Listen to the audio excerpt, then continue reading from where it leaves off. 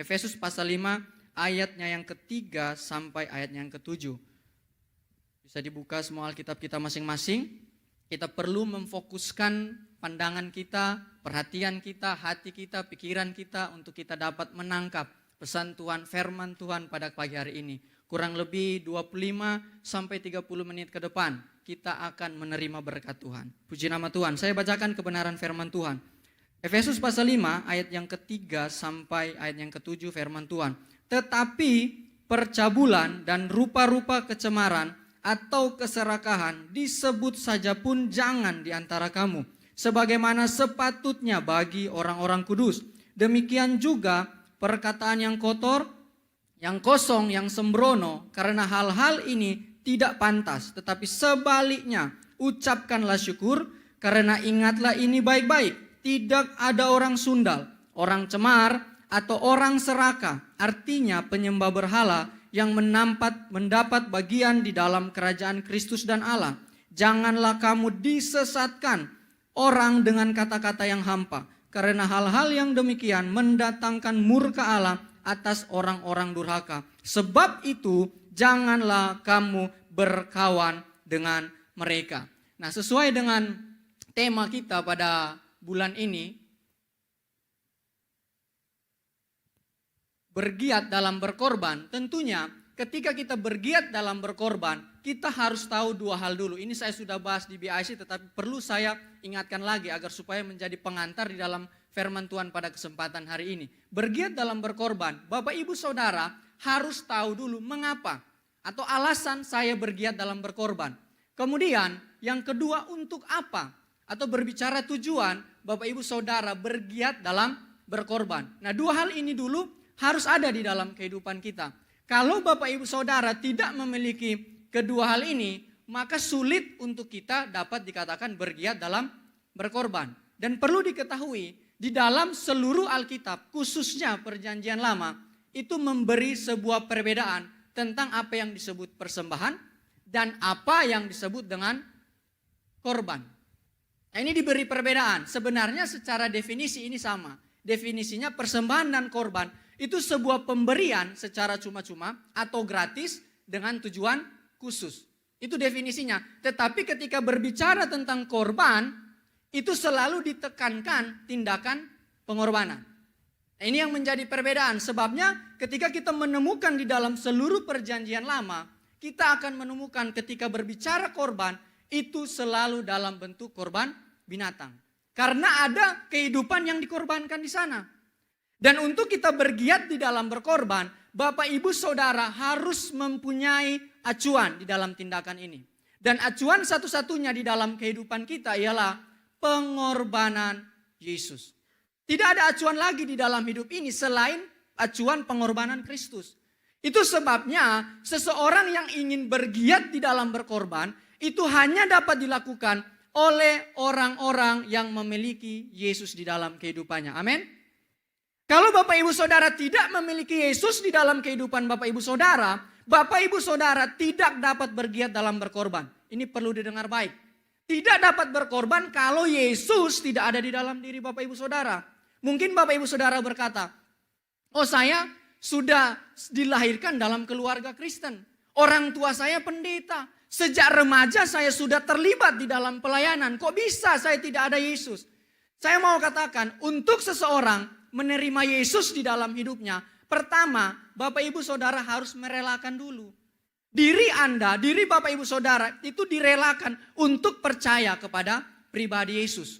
Ini yang pertama. Kalau Bapak Ibu Saudara tidak pernah merelakan diri kita untuk percaya kepada Yesus, maka sulit kita untuk bergiat dalam berkorban. Sulit Yesus dapat dikatakan ada di dalam hidup kita. Kemudian setelah kita sudah merelakan, perlunya kita bertobat. Bertobat itu seperti ini, ketika kita menjalani kehidupan kita di jalan yang salah, ketika kita bertobat, kita berbalik arah. Jalan yang salah itu ada di belakang. Ini pertobatan. Setelah kita bertobat, perlunya kita mengarahkan kehidupan kita kepada iman di dalam pengertian yang Alkitabiah. Makanya ini sesuai dengan apa yang Yesus katakan. Yesus bilang apa? Jadikanlah semua bangsa muridku dan ajarkanlah. Makanya saya seringkali aneh kalau lihat ada orang Kristen jemaat Tuhan itu nggak suka belajar, saya bilang.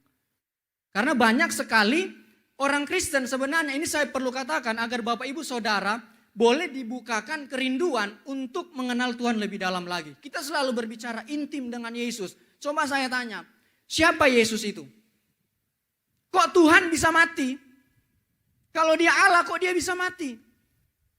Banyak orang yang disalibkan di dalam sejarah, tetapi kenapa hanya kematian Yesus di kayu salib yang menebus dosa? Ini menarik.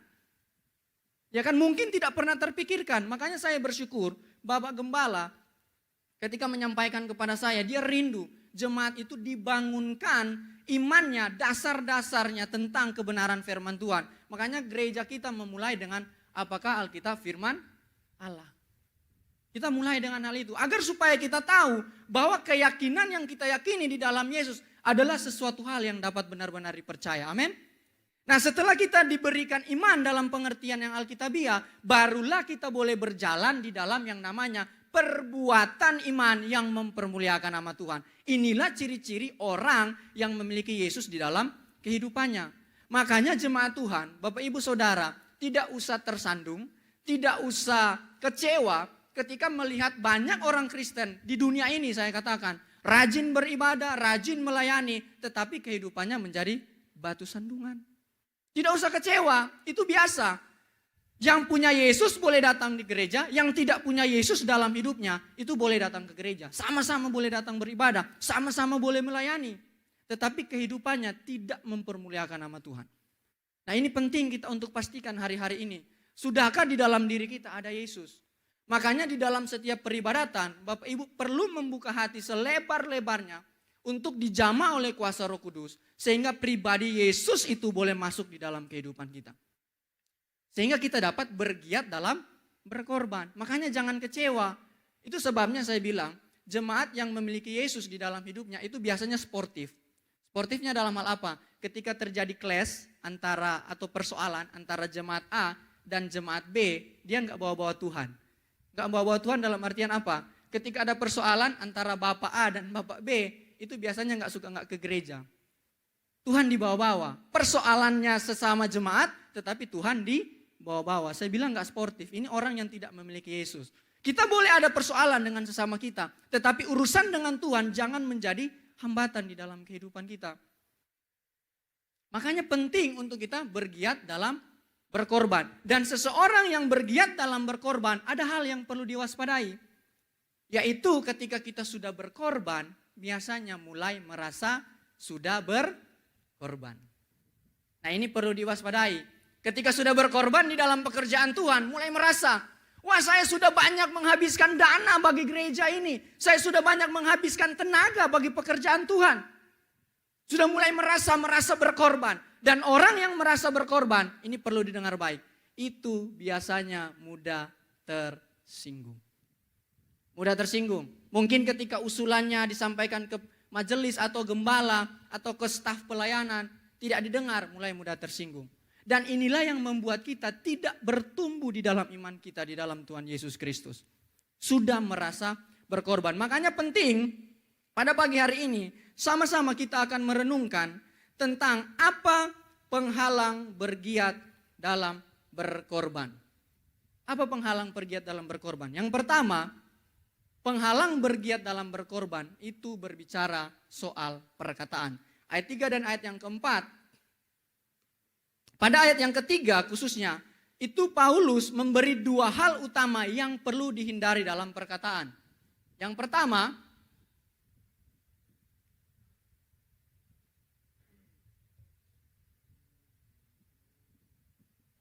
yang perlu dihindari dalam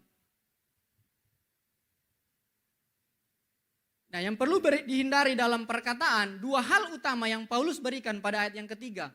Yang pertama, itu berbicara perkataan yang cabul atau percabulan. Nah, percabulan ini kadangkali sering disamakan dengan perzinahan, tetapi sebenarnya beda. Perzinahan itu ada di dalam percabulan. Percabulan itu maknanya secara umum. Percabulan itu menyangkut perzinahan, pornografi, porno aksi, dan hal-hal yang berkaitan dengan norma-norma kesopanan. Itu berbicara percabulan umum. Dia mempunyai makna yang sangat luas. Dan kemudian yang kedua, yang perlu dihindari dalam perkataan yaitu kecemaran. Kenapa saya bilang dua hal? Kan di sini kelihatannya tiga. Mungkin Bapak Ibu bertanya kok tiga dibilang dua? Ini bahasa yang dipakai Paulus disuruh untuk pilih. Pilih salah satu, kecemaran atau keserakahan. Ini sama. Karena kecemaran di sini mempunyai arti tindakan licik, tindakan curang, ya, atau keserakahan. Nah, dan dua hal ini yang selalu diperangi atau dikecam oleh Yesus ketika Yesus melayani di muka bumi. Dua hal ini, Yesus kemana-mana ngomong soal percabulan. Jangan ada percabulan di dalam hidupmu. Jangan serakah engkau sebagai orang-orang percaya. Yesus bolak-balik mengecam kedua hal ini. Tetapi mirisnya atau sebuah ironi yang terjadi hari-hari ini. Kedua hal ini menjadi topik yang menarik. Yang diperbincangkan orang-orang. Khususnya bahkan di dalam jemaat Tuhan. Kayaknya gak asik kalau gak ngomong ada hal-hal yang berbau cabul di sana. Gak asik kalau tidak ngomong hal-hal yang bersifat serakah. Sejak kapan kondisi ini terjadi? Kalau kita lihat di bagian selanjutnya, itu dikatakan, disebut saja pun jangan di antara kamu. Disebut sini dalam bahasa aslinya memakai kata onomasesto. Onomasesto itu begini, sesuatu yang disebutkan terus menerus. Nah artinya, karena ini surat Paulus kepada jemaat di Efesus, orang-orang percaya yang ada di Efesus, artinya sudah jadi Kristen, sudah miliki Yesus, tetapi omongannya masih cabul, masih soal keserakahan. Karena Paulus bilang disebut terus menerus pun saja jangan di antara kamu. Ternyata masih ada orang-orang Kristen, orang-orang percaya sejak waktu itu, ini abad pertama, itu sudah omongannya itu cabul dan serakah. Nah bagaimana dengan kita hari-hari ini? Bahkan kalau kita nonton stand up komedi khususnya anak muda, coba perhatikan. Genre ketika berbicara politik, atau agama, itu kurang lucu. Coba kalau sudah menyerempet-nyerempet ke sensual, wah lucunya itu pecah pasti. Ya kan, ini menjadi hal yang dibutuhkan hari-hari ini. Dua pembicaraan itu. Dua topik ini yang ada di dalam kehidupan jemaat. Sehingga kita perlu memastikan perkataan kita terbebas dari kedua hal ini. Untuk apa? Di sini dikatakan sebagaimana sepatutnya bagi orang-orang kudus. Bahasa aslinya bilang katos prepei hagios. Katos prepei hagios itu begini. Agar supaya terlihat jelas orang-orang kudus. Nah lewat perkataan ternyata itu bisa menunjukkan identitas kita. Kita kemana-mana bilang oh saya murid Yesus. Saya orang Kristen. Tetapi kenapa ketika kita bersaksi orang itu sulit untuk terima Yesus. Saya mau katakan bukan Yesusnya yang ditolak Bapak Ibu Saudara. Pembawa beritanya yang kadang tidak bisa dipercaya. Kitalah yang ditolak sebenarnya. Kitalah yang tidak bisa dipercaya. Wah ini anak orang Kristen, orang percaya kok di gereja saja. Wah kalau di gereja, haleluya, wah nangis, lompat-lompat. Tetapi di luar ngomongnya tit. Bahkan ada satu daerah, kantong Kristen, itu makian, itu jadi kata sambung saya bilang. Nah ini sedih bagi saya ketika saya pelayanan di sana. Makian itu jadi kata sambung, tit. Jadi omongannya itu kalau masuk YouTube jadi dolar kuning saya bilang. Sensitif ya. Ya kan karena makin itu jadi kata sambung. Supaya terlihat jelas orang-orang kudus. Kemudian selanjutnya Paulus juga memberikan dua hal selanjutnya. Selain dua hal yang utama. Itu berbicara perkataan yang kotor. Nah perkataan kotor ini artinya perkataan yang mendatangkan sesuatu hal yang memalukan. Ini berkaitan dengan ayat 3 tadi. Percabulan. Nah hari-hari ini coba Bapak Ibu perhatikan. Anak-anak muda khususnya itu tidak lagi ragu untuk membicarakan bahwa dia sudah melakukan hubungan seksual di luar pernikahan. Bahkan ada channel-channel YouTube saya lihat media sosial itu membahas soal ini. Dan mereka dengan bangga. Ada istilahnya counting bodies kalau saya tidak salah. Dia menghitung sudah tidur dengan berapa laki-laki, sudah tidur dengan berapa wanita. Jadi bahkan dengan biasa saja. Iya saya sudah 16. Oh iya saya 14, hanya beda 2 sama kamu. Padahal ini perkataan yang memalukan. Tetapi sudah menjadi hal biasa di hari-hari ini. Bahkan sekarang khususnya juga dalam kehidupan pernikahan. Orang itu tidak ragu lagi membicarakan tentang perselingkuhannya. Oh iya si ini ngambil suami saya. Bahkan pelakor atau pebinor saya katakan itu lebih galak dari istri atau suami yang sah. Sudah jadi biasa sekarang. Tentang perkataan yang kotor itu. Bahkan hubungan sesama jenis itu orang sudah tidak ragu-ragu lagi untuk mengatakan sekarang. Perkataan yang kotor sudah menjadi hal yang wajib bahkan saya katakan. Kemudian selanjutnya dikatakan yang kosong, yang tidak masuk akal, atau suka mengada-ngada, atau yang sembrono. Sembrono ini apa? Bercanda kasar. Nah, saya punya ilustrasi. Ini ada yang kenal anak ini? Ini Visi, ya betul. Ini Visi, karena saya tahu karena anak saya suka sekali nonton ini. Nah, Visi ini terkenal suka bercanda, Bapak Ibu Saudara. Nah, saya kasih pemahaman supaya ini bisa dapat ditangkap dengan baik. Nah, satu ketika ada Upin, Ipin, Visi dan Mail. Nah, itu lagi berbicara soal membantu orang tua. Kemudian Mail bilang, saya tak boleh main lah, karena besok awak tak bantu orang tua, bantu mama gitu untuk berjualan. Terus Upin dan Ipin bilang, wah kamu Mail baik sekali. Oh kamu baik sekali. Langsung Mail itu ngomong, oh iya kan surga di telapak kaki ibu. Langsung Upin Ipin respon, kami tak punya ibu. Nah si Visi yang tadi ini ngomong, ya berarti lu tak punya surga lah. Itu aja tak tahu.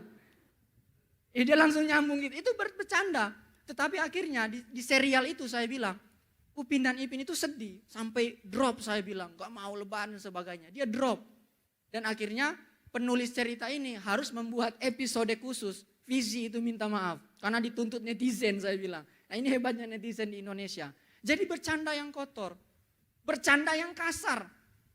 Paulus tidak menyebutkan dua hal tadi. Yaitu sebagai sesuatu hal yang berdosa. Tetapi Paulus mengatakan ini menjadi salah ketika disampaikan pada tempat atau kepada orang yang tidak tepat. Tetapi bukan berarti juga Paulus mengiyakan, membenarkan kedua hal ini. Kenapa? Karena hal-hal ini tidak pantas, ini berlangsung tidak pantas, katanya aneken, sesuatu yang sementara terjadi. Tetapi sebaliknya, ucapkanlah syukur. Inilah yang dimau oleh Tuhan dalam kehidupan kita. Ayat 3 bilang, agar terlihat jelas orang-orang kudus. Orang-orang kudus itu apa? Suka mengucap syukur. Dan keempat hal tadi yang disebutkan dalam perkataan, itu berbicara egosentris. Itu berpusat kepada diri sendiri. Bersifat cabul, kepuasan bagi diri sendiri. Keserakahan, kepuasan bagi diri sendiri. Perkataan yang kotor, kepuasan bagi diri sendiri. Bercanda yang kasar juga kepuasan bagi diri sendiri. Sehingga perkataan kita menjadi penghalang di dalam bergiat dalam berkorban. Kemudian yang kedua, yang menjadi penghalang bergiat dalam berkorban itu perilaku. Nah ayat 5, pada pembukaan ayat ini kalau Bapak Ibu bisa perhatikan dikatakan, karena ingatlah ini baik-baik. Nah Paulus seperti memberi sebuah peringatan. Dan lebih menarik kalau kita lihat dalam bahasa aslinya, itu disebutkan seperti ini. Tautogar iste ginos kontes. Nah di sini ada kata iste, dari kata dasar ioda, ginos kontes itu ginosko. Sebenarnya secara literal artinya sama, mengetahui atau pengetahuan. Kenapa Paulus perlu menggunakan dua kata yang berbeda dalam bahasa Yunani tapi artinya sama? Karena iste ini mempunyai arti pengetahuan yang berasal daripada Allah yang sempurna akan sesuatu hal. Itu berbicara oida, iste, pengetahuan yang sempurna dari Allah. Kemudian ginosko itu sebuah pengetahuan diakibatkan sebuah relasi dengan Allah. Nah jadi kita sudah menerima pengetahuan yang sempurna dari Allah, kemudian kita menerima pengetahuan akibat hubungan kita dengan Allah. Sehingga pada pembukaan ini kalau diterjemahkan dari bahasa asli, sebab kamu telah mengetahui pengetahuan ini. Jadi Paulus ingin menyampaikan bahwa ada sesuatu hal yang sudah sangat jelas diketahui oleh jemaat di Efesus. Pengetahuan soal apa? Soal ini Bapak Ibu Saudara, orang sundal, orang cemar, atau orang serakah. Kalau tadi ayat 3 dan 4, cabul dan serakah itu dipisahkan. Tetapi pada ayat ini ketika berbicara perilaku, Paulus menyamakan semuanya itu. Dia bilang orang sundal, atau orang cemar, atau orang serakah itu sama. Tidak ada bedanya ketika berbicara soal perilaku. Dan Paulus menyebut ketiga orang ini ialah sebagai apa? Penyembah berhala. Kenapa Paulus menuduh mereka ini penyembah berhala? Apakah Paulus kurang kerjaan memfitnah orang-orang sundal, orang cemar, atau orang serakah sebut sebagai penyembah berhala? Jawabannya tentunya tidak. Ini Bapak Ibu Saudara, kalau kita lihat, ini ada sebuah kuil yang bernama kuil Dewi Artemis yang ada di Efesus. Waktu itu Efesus sebagai ibu kota provinsi Asia dalam kekaisaran Roma. Jadi kuil ini sangat megah. Kapasitasnya itu bisa menampung 24.000 orang di dalam kuil ini. Nah ini patungnya Dewi Artemis. Yang bulatan-bulatan ini tidak usah ditanyakan. Nah ini Dewi Artemis dalam bahasa Latin itu disebut, orang Roma menyebutnya Diana. Nah, ini yang ada di sana. Nah kenapa orang Sundal, orang Cemar itu disebut penyembah berhala? Jadi di dalam kuil ini semua perbuatan keji, semua perbuatan yang tidak menyenangkan hati Allah itu bisa dilakukan di sini. Dan bahkan yang utama, perzinahan itu dijadikan sebuah ibadah di dalam kuil ini. Bahkan itu disiapkan para wanita-wanita, pelayan-pelayan untuk melayani orang-orang yang datang di sini. Itu perzinahan dilegalkan. Bahkan kalau ada pembunuh, dia dari Efesus, kemudian dia masuk ke dalam kuil ini, pemerintah Roma tidak boleh menangkap. Karena kuil ini mempunyai regulasi tersendiri. Dia mempunyai hukum tersendiri. Artinya di sini semua perbuatan cemar itu dilakukan. Makanya Paulus tidak salah menyebut orang cemar, orang Sundal, dan bahkan orang Seraka itu penyembah berhala. Karena mereka semua ada di dalam sini. Bayangkan Bapak Ibu Saudara, 24.000 orang melakukan dosa, melakukan kejahatan di dalam sini. Sehingga Paulus mengatakan tidak mendapat bagian atau warisan dalam kerajaan Kristus dan Allah. Orang-orang itu tidak mendapat bagian, sangat ditegaskan. Ini sebuah peringatan kepada jemaat di Efesus agar supaya jemaat di Efesus ini tidak beralasan ketika dia melakukan persundalan atau keserakahan terus mengatakan kepada pendeta, "Wah, maaf pendeta, saya hilaf." No, saya mau katakan Anda sengaja. "Oh pendeta, saya nggak sengaja tiba-tiba masuk, wah di sini banyak perempuan-perempuan remang-remang. Tidak sengaja saya masuk, saya tidak tahu." No, Anda sengaja, saya katakan. Karena pengetahuan ini sudah sempurna diberikan kepada setiap orang yang percaya. Makanya saya ingin tanyakan, apakah ada di sini yang tidak tahu jangan mencuri? Halo? Adakah di sini yang tidak tahu kalau ada orang yang berbuat salah kepada kita harus dimaafkan? Adakah yang ada di sini yang tidak tahu kalau hubungan pernikahan itu tidak boleh diceraikan? Adakah di sini yang tidak tahu kalau dia di masa mudanya harus menjaga kekudusan? Semua tahu. Tetapi kenapa kita masih melakukan hal tersebut? Berarti kita sengaja. Sehingga kita tidak beralasan lagi. Itu yang kedua, poin yang kedua, penghalang dalam bergiat, dalam berkorban. Kemudian yang ketiga, itu berbicara pendengaran. Ini Paulus luar biasa Bapak Ibu Saudara. Seorang yang dipakai Tuhan, gaya penulisannya itu sangat menarik. Pertama perkataan, dia masuk kepada perilaku, katakanlah kita lolos dari kedua hal ini. Dia ngomong soal pendengaran. Nah, ayat 5, ayat 6, di sana dikatakan, janganlah kamu disesatkan orang-orang dengan kata-kata yang hampa. Jangan disesatkan ini adalah sebuah kondisi yang Paulus ingin hentikan, yang sementara terjadi dalam kehidupan jemaat di Efesus. Di Efesus sementara terjadi penyesatan. Ada banyak ajaran sesat yang menyusup ke sana. Dan di dalam Kisah Para Rasul 20 ayat 29-30, Paulus menyebut guru-guru palsu atau penyesat itu sebagai serigala. Nah, serigala ini suka menyamar, identik suka menyamar. Artinya secara pribadi dia terkenal baik. Secara moral dia tidak ada cacat celah. Secara perbuatan patut dicontoh. Tetapi ajarannya sesat. Nah, ini perlu diperhatikan. Nah, ada satu cerita Bapak Ibu Saudara. Di dalam tulisan bapak-bapak gereja, jadi Rasul Yohanes, ini satu kali dia ada di Efesus. Dia mau mandi dengan murid-muridnya pada waktu itu. Kan rasul-rasul punya murid-murid.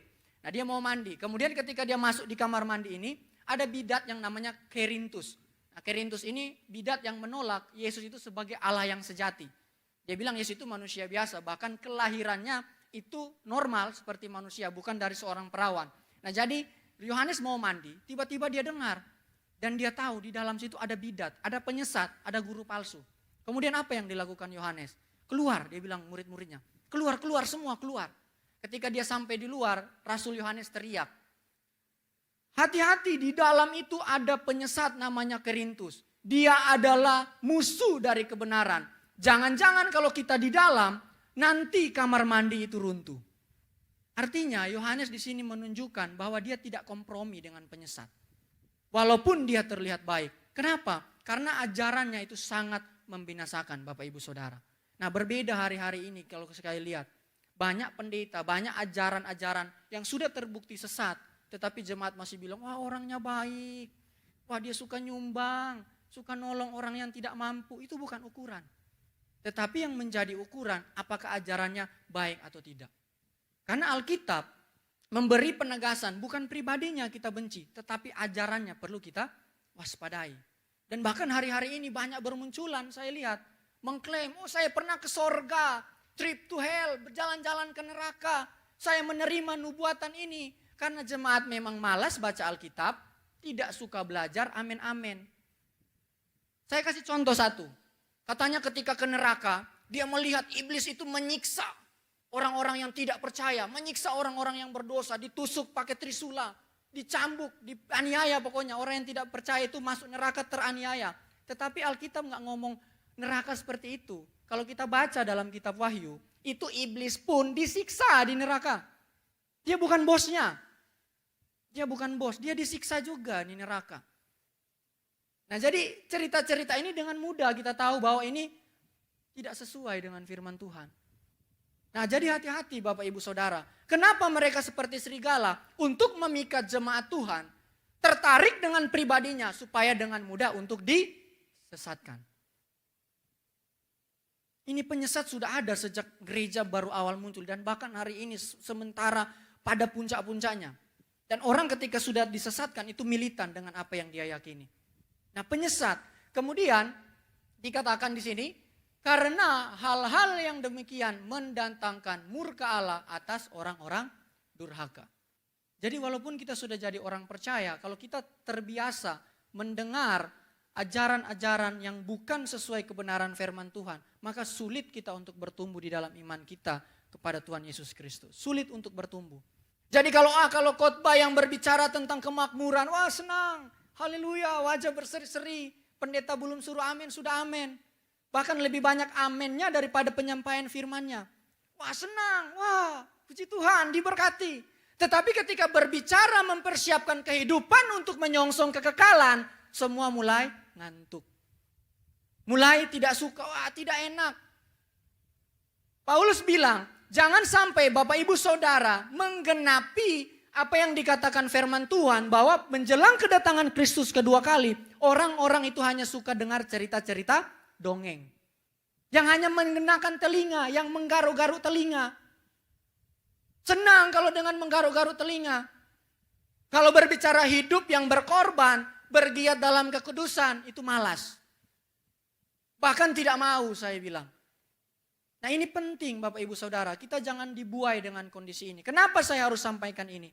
Agar supaya Bapak Ibu jangan menggenapi hal-hal yang negatif di dalam firman Tuhan. Hal-hal yang tidak baik. Jemaat akan suka dengan hal-hal yang dongeng, mengumpulkan guru-guru menurut keinginannya. Paulus katakan. Nah jadi ini penting untuk kita menjaga pendengaran kita. Supaya kita tidak terhalang untuk bergiat dalam berkorban. Yang terakhir, tarik nafas. Sudah yang terakhir Bapak Ibu Saudara. Yang terakhir, itu berbicara soal pergaulan. Ayat yang ke-7 saya baca. Sebab itu janganlah kamu berkawan dengan mereka. Alkitab kenapa repot sekali soal pergaulan? Mungkin ada yang berpikir, apalagi anak muda, oh jadi saya tidak boleh berinteraksi dong dengan orang-orang yang tidak memiliki Yesus. Oh jadi saya tidak bisa bergaul dong dengan orang-orang yang di luar orang Kristen. Alkitab tidak melarang itu. Tetapi Alkitab larang kita jangan mengambil bagian di dalam kehidupan mereka. Jangan menjadi sama dengan mereka. Berinteraksi bisa saja. Tetapi perlu diketahui kapan, siapa, dan di mana ketika kita berbuat dosa. Itu penting untuk diperhatikan. Kapan, siapa, dan di mana. Ini perlu dipegang baik-baik. Bisa saja kita berinteraksi, Alkitab tidak pernah melarang hal itu. Tetapi jangan kita menjadi serupa, mengambil bagian dalam perbuatan mereka. Nah di sini, kalau kita lihat, ada 3 apel yang baik, 1 apel busuk. Ya kira-kira ketika ditaruh dalam satu box, apakah yang 3 ini bisa mempengaruhi yang 1 ini? Atau ternyata yang 1 ini akan membuat 3 yang busuk? Kira-kira seperti apa? tentunya yang 3 menjadi busuk. Dan itu firman Tuhan juga katakan, pergaulan yang buruk merusak tabiat yang baik. Makanya kita penting menjaga pergaulan kita. Mungkin Bapak Ibu Saudara atau khususnya anak-anak muda katakan, wah jadi saya jadi katrok dong, pergaulan saya tidak luas dong. Saya bilang Alkitab tidak pernah melarang. Bahkan saya pun sendiri, kalau saya mau katakan, dengar musik saya itu yang gak selalu kunyanyi hosana, kemana-mana kunyanyi hosana. Saya juga dengar, mungkin teman-teman yang suka hip hop saya dengar Muka Rakat, Tuan 13, itu playlist saya kalau saya lagi santai, ya saya dengar. Ras Muhammad, saya dengar. Indonesia versus Everybody, mungkin ada teman-teman yang juga dengar. Gak apa-apa saya bilang, bergaul silakan bergaul, tetapi hati-hati. Kita jangan sampai mengambil bagian atau menjadi serupa dengan orang-orang tersebut. Sehingga yang menjadi kesimpulan dari kebenaran firman Tuhan pada kesempatan hari ini, kehidupan yang tanpa Yesus adalah kehidupan yang menjadi sumber utama penghalang bergiat dalam berkorban. Tuhan Yesus memberkati.